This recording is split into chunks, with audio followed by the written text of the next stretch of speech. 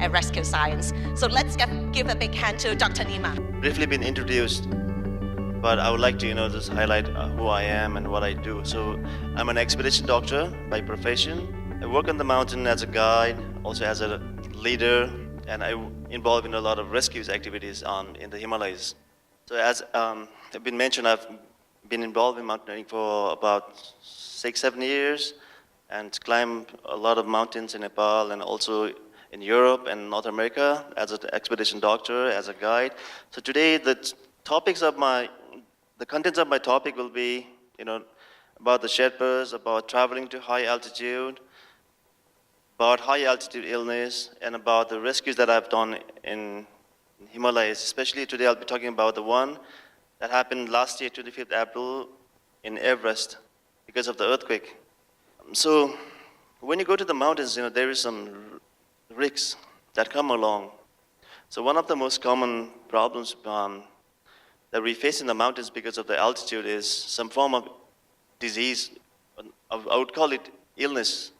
So who are at risk are people going to the mountains. They could be trekkers, travelers, even the military people, pilgrims going to mountains. And all those people may become sick or ill if they go to the mountains, when they go to the mountains, they go very fast. Otherwise, in most of the cases, people don't really get sick. So to avoid people being sick or becoming sick, what we do is walking slow, taking it very easy. That's called acclimatization. That's when you allow our bodies to adapt to the new environment. So when you go to the mountains, so you might have to, obviously become sick, and then you might wonder what to do next. The best thing when you go to the mountains or high altitude, when you have a problem, when you have some signs and symptoms, the best thing is to stop. And other things we see up in the mountain, like snow blindness. This is because people don't wear proper eye protection, like proper sunglasses up in the mountain. When you're exposed to very strong ultraviolet radiation, it irritates the cornea, and there's inflammation, and then people cannot see briefly. There's burning, there's pain, but normally this condition, it resolves. And the other common conditions that happen up on the mountain is, like hypothermia, frostbite. These are preventable.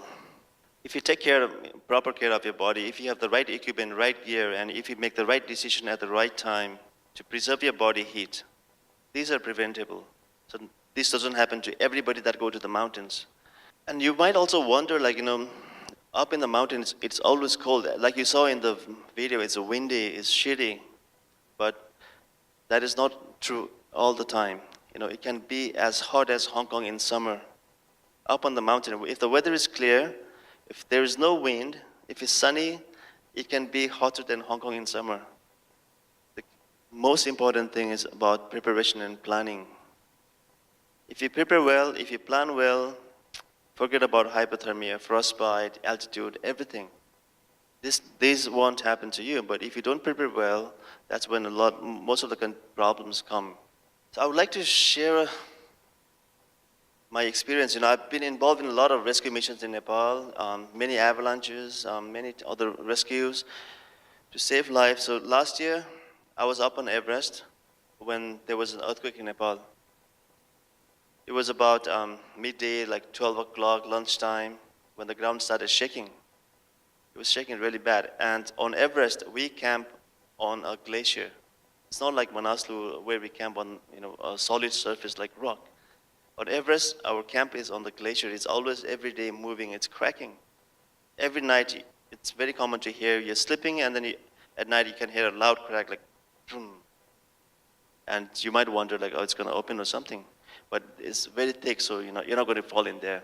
When it started shaking, I can still recall that day, the noise. It was the cracking noise, like very crazy. And unfortunately, on that day, we had a very, very bad weather.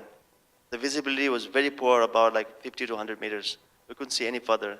And when the ground started shaking, we could hear avalanches everywhere, but we didn't know where it was coming from until we saw it very, very close. I would like to show you a video. Net een gigantische So these aardbeving are my clients geweest. when the ground started Nog shaking. bezig. Fuck. Damn. This is scary. It just stopped shaking. Ah, look at the fall. Wait for a minute. Yeah, the weather was very, very Oh my bad. God. We couldn't see anything. Whoa, whoa, whoa, whoa, whoa, whoa!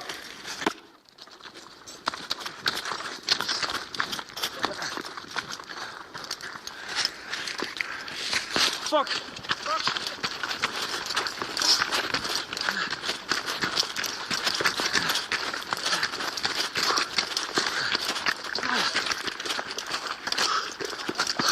Well, this does not happen all the time on the mountain, so please do not freak out. It happens once in a while.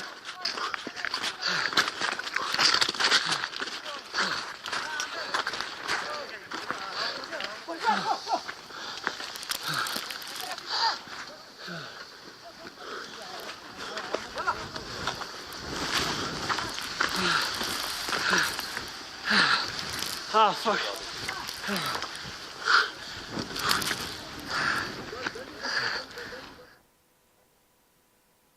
I'll show you another footage. Oh, look at that, look at that, look at that. Ooh, look straight ahead. Holy shit. You need to go in the tents or what? So this was the case. Look, look, look. Do we need to go in the tent? Do we need to go inside?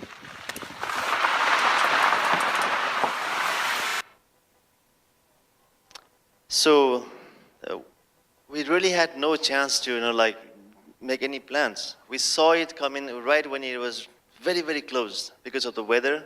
We only heard the noise, like it was rumbles everywhere, but we couldn't see where it was coming from. If we had seen it, we could have done something. But when it was like 100 or 50 meters away, and the avalanche speed is, hundreds of kilometers per hour, so you can never ever outrun an avalanche. The best thing you can do is try to find a safe place, a safe position when you're in an avalanche situation. So for me, it was on that day, I had so last year I was leading a big expedition. I had 20 clients and then a same number of Sherpas, and I was the leader. And my team was on the mountain everywhere. So 4 or 5 people were between Camp 1 and Camp 2. Camp 2, we had 6 people. Between Camp 1 and Camp 2, we had around 12, 13 people. There were a few in Camp 1, few in base camp with me, like these clients who were just coming back from Camp 1. And then I had to, get in contact with everyone. My job as a leader is to make sure all my team members are safe. That is why I'm there on the mountain. So within minutes, my first priority was, as soon as I was safe, then use my radio to get in touch with all my clients and Sherpas on the mountain. Very luckily, nothing happened to my Sherpas and my clients. All were safe, accounted, everybody reported. I noted down, head counts, all clear.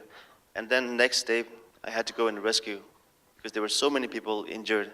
So my priority first was my client and my Sherpas, and next, the other people there on the mountain. So on that day, 20 people died on Everest Base Camp. More than 70 people were injured. And we have no hospitals up there. But the casualty is overwhelming. We only had a handful of doctors like myself and 4 other doctors from other expedition teams. And not all the expedition team have doctors or trained people. This is very rare. And luckily, all the doctors that were on the mountain, either climbing or as an expedition doctor, we all got together and then we started treating patients. So my camp was not destroyed. So my camp was big. And one of the other camp nearby was also big, so we decided to make our camp as a medical camps. So we we were just telling people, whoever is sick, whoever is injured, bring to our camps. And we set up a medical camp very quickly. Within half an hour, we already had things going on. So we don't carry, so much supplies when you go to the mountains. We carry very limited. I was carrying supplies only enough to treat my clients and my Sherpas. And I assume, if I have 20 clients, I only carry supplies for like 5. Not everyone is going to get sick. So very limited supplies. And even other doctors, same, We had very, very limited resources. We didn't have enough things to treat the patients. But we somehow managed to do that in a very challenging way. And we managed to save lives. We managed to make sure, people were taken care. On that day, it was not possible to call a helicopter to send them to hospitals. So we had to keep about, I think it was 15 patients, out of which 10 were very critical. We observed a whole night. We were giving, IV fluids and drugs. And the temperature was like minus 25 in a tent. And it's a very challenging job to keep the IV fluids, the liquids, from freezing at the same. But we have to give to the patient. So it was a very, very challenging work for us to save those lives in a very extreme condition. So this was the scene after the avalanche. This place were full of tents, but it was all blown away. In some of the tents, we found 4 bodies in one tent. So you can imagine the force of the avalanche, the blast.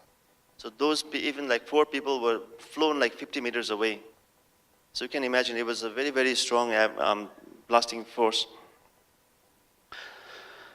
All the tents, most of the tents gone, people were all scattered, wounded, like this. So it was really, really sad to see, but and it is what it is. So this was just one of the places, but we had many, many people like this, just scattered all around. And everyone, whoever was alive in base camp, we all worked together to, get these patients out, help them, save them. So this was one of my big tents. Head injuries and minor cases and major cases. And at night, keeping them all warm, putting on the gas heater all night. And next morning, the weather was not the best, but we were able to get a helicopter in and fly out the very, very critical patients who unfortunately, I think 2 of them died in Kathmandu when they got to hospital. I did not mean to show the avalanche and all these crazy things and then discourage you from going to the mountains. It's actually very, very safe to go to the mountains. All you need is proper plan and preparation and trekking or climbing responsibly. Recognizing signs and symptoms early when you have a problem. And also keeping your expectations low when you go to the mountains.